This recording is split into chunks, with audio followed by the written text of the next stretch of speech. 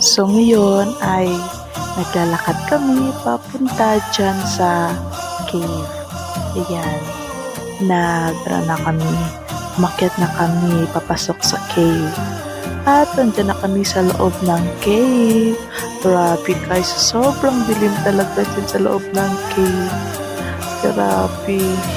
Tapos ito naman yung bato, kumikinang niya ang bato guys. Kapag na-touch mo daw siya, ay mawawala yung pagkakakinang ng bato na yan. Kaya sobrang na-amaze kami doon, bato na yun. At yan po yung nagtutor sa amin. Ang galing niya mag-tour, tapos ang galing din niya mag-shot na kahit madilim yung sa loob ng cave ay nakuhanan niya pa rin kami ng magandang picture. Ayun yung mga kasamahan ko. Diyan na kami sa labas. Katabi na kami sa labas. Nakita na kami ng liwanag. Sobrang takot ko talaga sa madilim guys.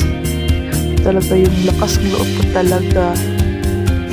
Takot talaga ako sa dilim.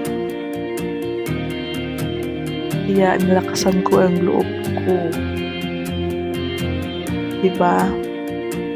Ayan yung kasamahan ko na pagod na. Ayan guys, grabe. Ang daming paniki. As you can see, tingnan nyo naman. Sobrang ingay. Tapos ang baho.